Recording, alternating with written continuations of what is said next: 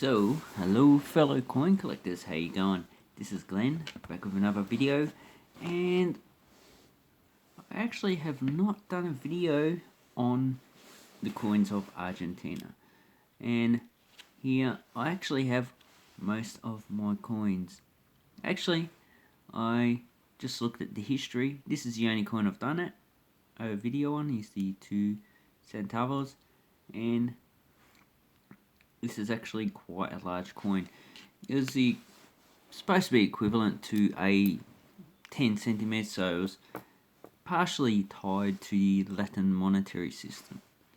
So if you have a look at all these coins, you're probably thinking, nah, Argentina hasn't actually issued so many coins over the history. Well, it actually has, and the one reason why is because it's actually had 5 different currencies since the 1970s. So 1970. So this is the actual first currency. It is called the Peso Nacional, so the national currency. And the lowest coin, as you can see, is the 5 centavos. They do have a 1 centavo, which they issued up until 1948, and a 50 centavo, which they issued up until 1950. And they actually eliminated silver coins quite early, I believe 1920s or 30s. Let me have a look on Numstar. So there's actually quite a lot of countries that have eliminated silver from the coinage. Like Denmark and Norway actually eliminated silver in the 20s. And their currencies have been actually quite stable. So there's been a lot of things over the internet saying, wow, this currency is going to fall. We're talking probably the euro or the US dollar. And yeah, it would just go away. It's the end of fiat currency. And I'm saying, no. If the United States dollar ever actually hyperinflates, which is highly unlikely, because everyone sucks out the US dollars, because they're actually printing quite a lot of money. All they're going to do is just redenominate the currency and just issue new coins and new banknotes. So they're actually not going to get rid of it, or they just make it digital. In which case you won't have to worry about coins or banknotes, but you'd have to worry about control from the banks and the government, which is actually scares people quite a bit. So that is my rant on these currencies. So if I'll actually divide this I'll divide it, so I'll actually make a few videos on these. But the first one will be the first Argentine peso. I nearly have the whole series of the Peso lei, so that's the second currency that was issued there. I'm just missing the 20 centavos. And when they actually issued this one, it was worth 100 old pesos. So the largest currency that was actually issued, or should I say coin, is it's upside down, damn, is the actual 25 pesos. So that's the actual largest coin, and it's worth 25 centavos. And that was issued between 1973 and 83, so 13 years. And then I actually had to issue another currency. Sorry, but the largest coin was actually 100 pesos. And the next currency was the Peso Argentino. The only coin I've got is the 10 centavos. And 1 Peso Argentino equaled 10,000 of these. So 100 pesos was equivalent to 1 centavo. So there was actually no coin equivalent to 10 centavos in the previous currency. And then that only lasted 2 years to 1985. Then in 1985 they issued the Austral.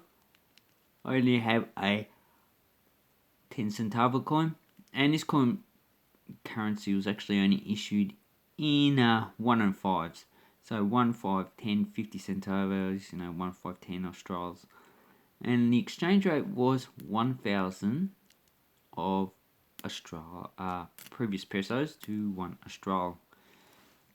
And then that only lasted till 1991, so 692, so 7 years. Then they issued the current convertible peso.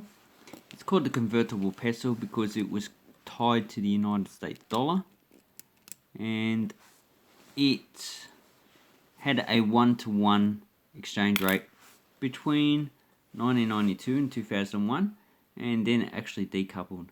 And here over 5 centavos. It's only 5 million of this coin actually minted, so it's actually quite a low mint. And if you can see, there's actually two. There's a copper nickel, then there's aluminium bronze, and later on there's our brass plated steel coins. So that is the actual current currency. And in 2000, this had an exchange rate of 1 peso. So here's the actual 1 peso. 1 peso equals 1 United States dollar. But currently the exchange rate's about 60 pesos equals 1 Australian dollar. So that's a massive devaluation. So quite rightly, Argentina has had devaluation after devaluation since the 1970s.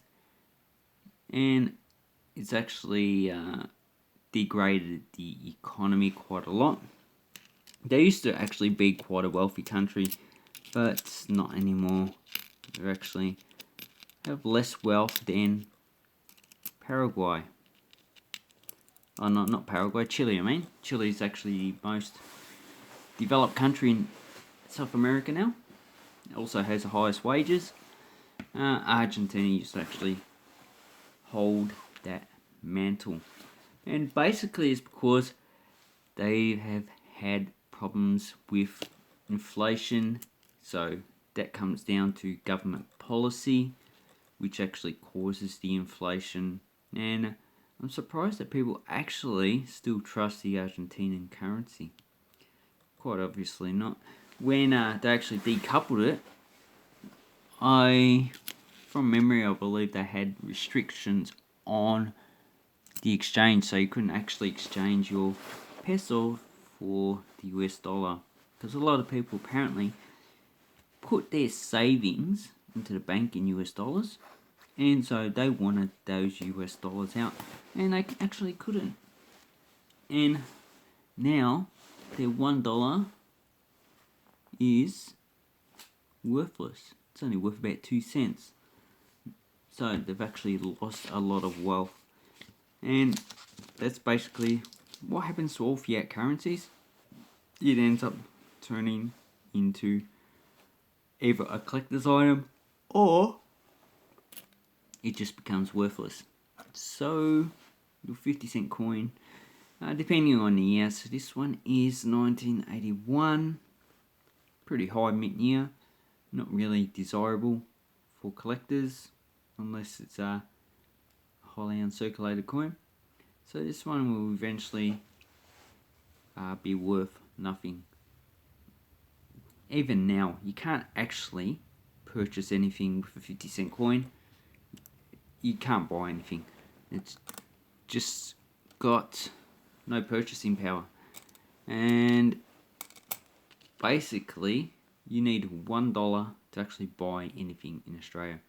So it means we're expensive, but also these smaller coins really not worth minting anymore. I reckon the mint should actually probably get rid of the 5 and 20 cent, just keep the 10, 50 cent, and just make them actually smaller coins. Probably make a 10 cent out of aluminium, which would actually be good, because most of them probably would not be saved anyway. So that's basically what's going to happen to our currencies in the future. Oops, get rid of that. It would just end up pretty much like these Argentine coins. So the only value we're actually going to get out of these is the coin collecting value. And basically, all these coins are really not worth that much in themselves, because most of them are actually high minted. As I showed before, the smallest mintage was 5 million for that copper nickel coin there. These ones generally have at least a few tens to hundreds of millions of coins actually minted. Because basically, when they revaluated, the first and second years usually have a high mintage, and then as inflation ate away the values, they actually reduce the mintage and eventually stop. So here we have a 1971 One Centavos, so the 70 to about 73 is a high mintage, then 74, 75 actually died away. And I actually didn't worry about minting these coins after 1970. There's also another thing as well, in that with the current coins, they actually had a high mintage between 92, 93 to 96. Then they stopped minting for about 15 years, depending on the denomination, because there was just so many coins actually minted. And then they actually resumed. So with the 25 centavos, they actually resumed minting in, I believe, 2009. So that one's a bit crappy. So 2009, so those coins are actually quite easy to get. And because these ones pretty much died in the mid 2000s, the last mintage was 2010, they actually quite easy to get in uncirculated grade, so pretty much only worth probably not even $1. This one's probably not worth collecting. You can actually get a better grade than this one, but you know, it's good space filler anyway. So the next videos, I'll space them out and I will go through each of these currencies that were issued by Argentina. Hopefully build up a good catalogue. Anyway, I'll leave these two to later though. And I'd like to say thank you very much for watching my video and have an awesome coin and banknote collecting time. Thank you and goodbye.